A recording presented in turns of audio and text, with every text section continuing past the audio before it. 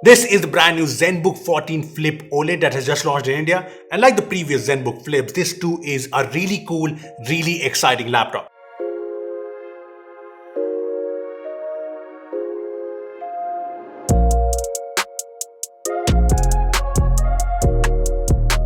Now there are three big highlights if you ask me. Number one is obviously this whole flip design. And number two is this 2.8K OLED display that's actually a showstopper. And number three is the fact that this is powered by an AMD chipset. Now before we talk about the specs or the stunning OLED panel, this is how the ZenBook 14 Flip OLED looks like. Yeah, if you've used the ZenBook over the years, this looks and feels right at home, and that's not a bad thing. You still get the aluminum alloy design with the concentric circle finish. It's still a very rugged design with the whole MILSTD 810H military grade certification. And it's still super portable at 1.4 kgs and 15mm of thickness. And this is important because you are going to use it as a tablet too. Also important in that case is the hinge here, and ASUS has used its 360-degree ergo lift hinge, which seems super durable in my usage, and I like the fact that it lifts up the keyboard a bit for better heat dissipation, but that only happens up until here. After this, you have a tablet on your hands. Yes, this is a flip, so you can flip it. But you can also set up the ZenBook 14 Flip in a tent mode like this and watch movies and shows, or you can set it up like this and use the touchscreen without having to, carry it around or keep it on your lap. As for the speakers, there are two speakers on the bottom tuned by Harman Kardon, and I found the speakers to be decently loud, especially for a 14-inch laptop. The bass is non-existent, which is kind of expected, but the audio details were clear and nice. Now all of this is great, but it's made even better because of this OLED display. Just look at the specs of the display. It's a high resolution display. There's 90Hz refresh rate, 16:10 aspect ratio. And did I mention it's OLED? Yeah, it's OLED. And trust me when I say that this is a beautiful display. I've been watching videos on this display. Is an awesome experience because just look at the colors, the blacks, or whatever color you want to look at. But the point is, this is actually good. I also like that this display is very bright at a peak brightness of 550 nits, which kind of negates the glossy nature of the screen. Also, like I said, it's an OLED, a 90Hz panel, and with the Windows 11 dynamic refresh rate feature, the UI just feels smooth and responsive on this display. Now this is also a touchscreen, and the touch response is really good when it comes to day-to-day usage. Interactions and gestures happen immediately, and the entire display feels smooth to work with, and all the Windows 11 touch gestures are supported and work flawlessly.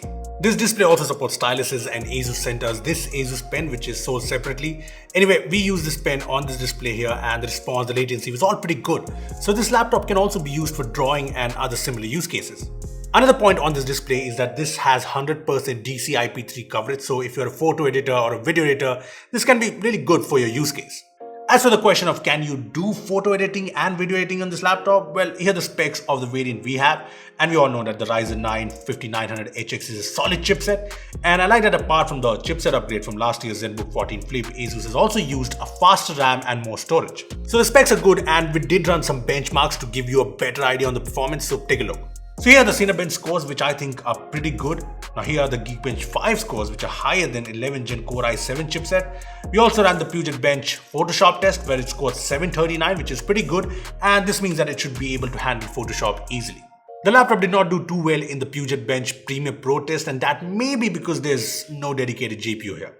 Numbers apart, in day-to-day usual workflow with Chrome, Slack, some Photoshop, some 4K videos, we did not notice any drop in the performance. The CPU usage was hardly 10-15%, and the laptop itself is silent and unproblematic. Now this is not a gaming laptop, but we did play Asphalt on tablet mode, and it was a lot of fun. The touch experience is great, and the game performance is good, and yeah, it's just a very good experience. The thermals are also pretty good. There are 2 heat pipes and 2 cooling fans, and I did not notice the fans getting loud or anything, and the laptop was mostly cool and good. There's also the My ASUS app which lets you change the fan profile along with a number of other useful options. As for the other basics of the laptop, I really like this chiclet keyboard when it comes to the typing experience. There's 1.4mm of key travel, the keys are well shaped, and the feedback is flat but good. The keyboard also has white backlights with multiple levels of brightness, and as for the layout, I think it's good, and like the couple of hotkeys to disable the webcam and the mic. As for the webcam, it's the usual 720p webcam, nothing special really, and as for the trackpad, it's quite big and I like that it's responsive. This also has ASUS's numpad feature, so you can tap here and get this numpad on the trackpad. When it comes to ports, on the left you get the HDMI, a couple of USB-C ports that support USB PD charging as well as DisplayPort. On the right, there is a USB-A port, a 3.5mm jack, and a micro SD reader. The laptop also has the fingerprint scanner in the power button. Lastly, on the battery front, you get a 63 watt battery and a 100 watt USB-C charger.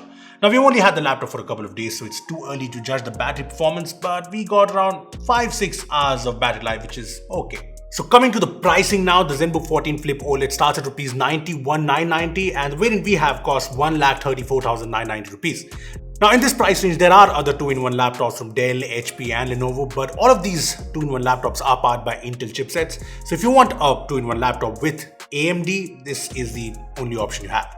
Now that's not the only point, none of the other 2-in-1s can match the 90Hz OLED display in the ZenBook.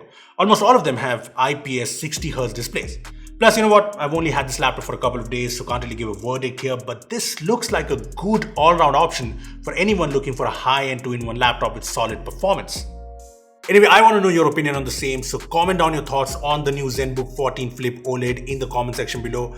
And what do you think of the price? Yeah, just your thoughts in the comment section below. Also, give this video a like, make sure to share it and subscribe to our channel for more amazing tech videos. Well, that's me signing off. Thanks for watching and I will see you in the next one.